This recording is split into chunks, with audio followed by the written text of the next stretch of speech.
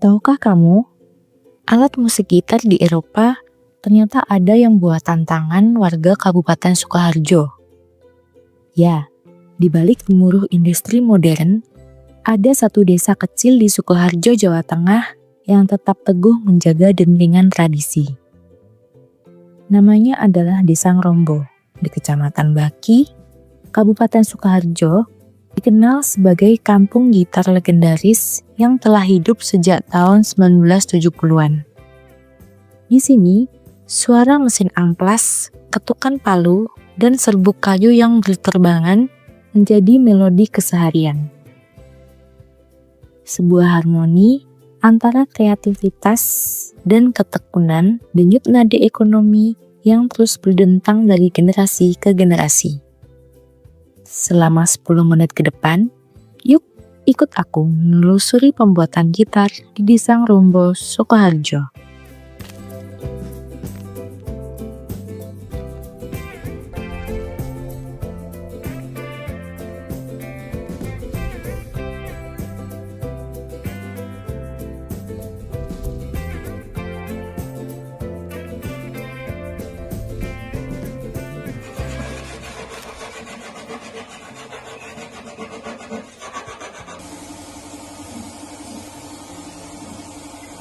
Saat masuk ke Desa Ngrombo, Sukoharjo, rasanya seperti memasuki dunia lain.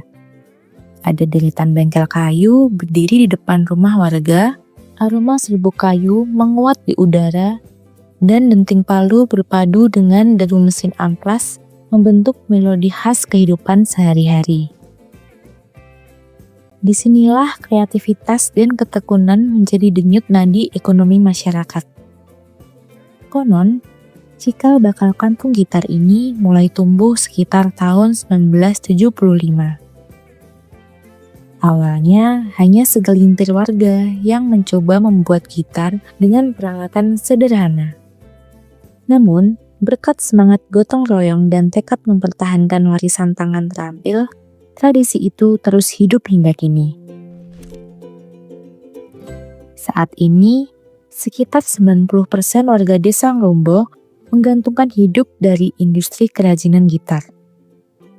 Dari ruang-ruang kecil di rumah, lahirlah berbagai jenis alat musik petik seperti gitar klasik, akustik model tanduk, ukulele, hingga mandolin yang tak hanya dijual di pasar lokal.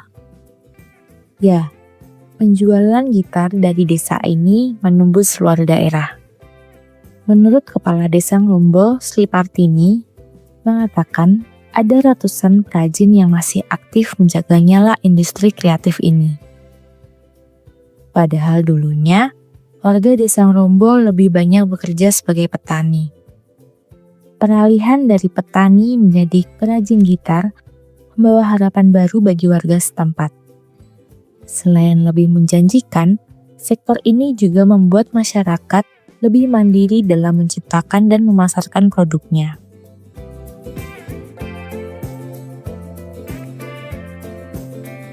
Sebagian besar penduduknya dari bertani sudah beralih ke kerajinan gitar. Untuk saat ini mungkin ada kisaran 212 pengrajin gitar di desa kami ya. Terus kalau tenaga kerja yang bisa ditampung kisaran 600 lebih. Saat aku berbincang dengan Ketua Paguyuban Gitar Ngrombo, Pak Sumardi, ia menceritakan awal mula gimana warga di Desa Ngrombo ini mulai beralih menjadi perajin gitar. Sebelum beralih menjadi perajin gitar, kehidupan warga kala itu masih sederhana. Namun, ada 3 orang dari desa ini memutuskan untuk mencari ilmu ke kota Solo dengan berjalan kaki dan bersepeda onten. Hal itu dilakukan demi belajar membuat gitar dari seorang perajin bernama Arjo Parno di Kelurahan Danokusuman, Solo. Dari keberanian 3 orang itulah, benih industri gitar Ngrombo mulai tumbuh. Tanpa listrik, tanpa mesin, hanya dengan semangat dan tangan-tangan kayu yang setia mengukir mimpi.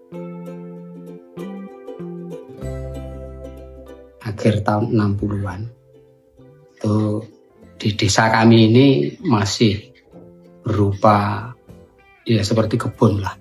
Namanya ngerombo itu dulu memang oro-oronya ombo.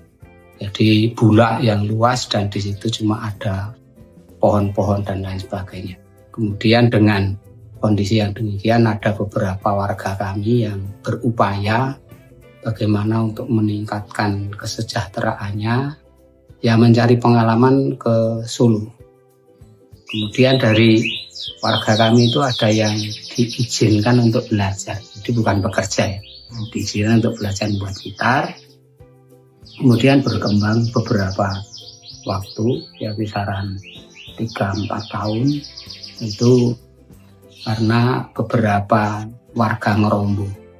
Ini ada yang punya inisiatif bagaimana membuat, karena belajar.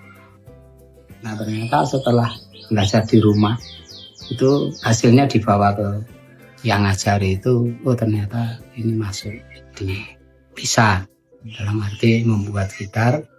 Nah kemudian setelah itu ya berupaya tidak cuma nyetak, tapi bagaimana sampai jadi. Menjelang akhir 1970-an, denting gitar ngerombo makin nyaring terdengar. Seorang warga desa sempat menimba ilmu di Bandung, perusahaan alat musik bernama Osmond. Dari sana, mereka membawa pulang teknik baru, yaitu molding atau cetak bodi gitar. Nah sehingga dari situlah sudah ada istilahnya yang dari ngerombo sendiri yang dulunya ikut di ngerombo ini, ya karena dia usianya muda, kemudian ya tentunya dalam menangkap ya apa yang dia lihat, yang dia rasakan itu lebih daripada yang tua. Itu ke Papua Nugini, Somalia sama Yunani. Ya, itu yang dulu memang kategorinya partai bukan custom. Kalau custom kan banyak, ya, Malaysia, Timur Leste, Brunei itu ada. Sebuah revolusi kecil itu kemudian membawa perubahan besar. Pada dekade 1980-an, Desa Ngerombo resmi dikenal sebagai ikon industri kreatif Sukoharjo. Pemerintah mulai memberi perhatian dan gitar ngerombo pun mulai melanglang ke pasar nasional hingga internasional. Kini, hasil karya tangan para pengrajin rombo tak hanya mengisi etalase toko musik di tanah air, tetapi juga telah menembus pasar internasional seperti Papua Nugini, Samoa, hingga Yunani. Menilik sejarah Desa Ngerombo, nama Ngerombo sendiri berasal dari kata oro-oro ombo, yang dalam bahasa Jawa berarti lahan yang luas atau tanah lapang. Ya, dahulu kawasan ini memang berupa lahan kosong yang hanya dipenuhi semak dan pepohonan tanpa banyak pemukiman. Perkembangan industri gitar di Desa Ngerombo semakin pesat pada akhir tahun 1970-an. Salah satu generasi penerus dari desa ini bahkan sempat bekerja di sebuah perusahaan alat musik di Bandung bernama Osmond. Perusahaan yang kala itu juga memproduksi piano. Dari sanalah warga Ngerombo mulai mengenal teknik pencetakan atau molding untuk memproduksi gitar secara lebih efisien. Desa kecil ini dikenal sebagai sentra industri gitar dan salah satu sosok yang menjaga nyala tradisi itu adalah Pak Sutomo. Pria yang kini menjadi perajin gitar andal itu memulai langkahnya sejak duduk di bangku SMP awal tahun 1990-an. Dia belajar langsung dari sang kakak tanpa latar belakang formal, hanya bermodal ketekunan dan rasa ingin tahu. Bengkel sederhana miliknya kini mampu memproduksi hingga 150 gitar setiap bulan.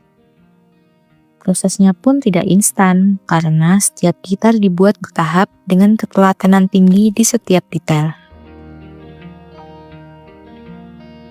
Satu gitar biasanya diselesaikan dalam waktu 1 hingga 2 hari, tergantung tingkat kesulitan dan modal pesanan.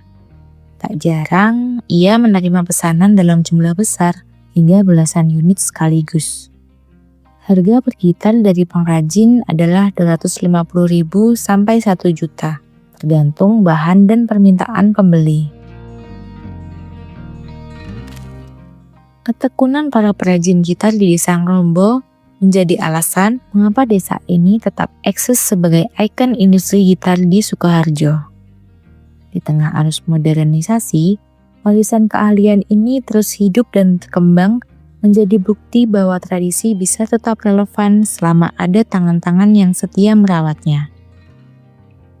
Dari tanah yang dulu hanya oro-oro ombo, kini berdiri kampung yang menggemakan harmoni karya dan ketekunan.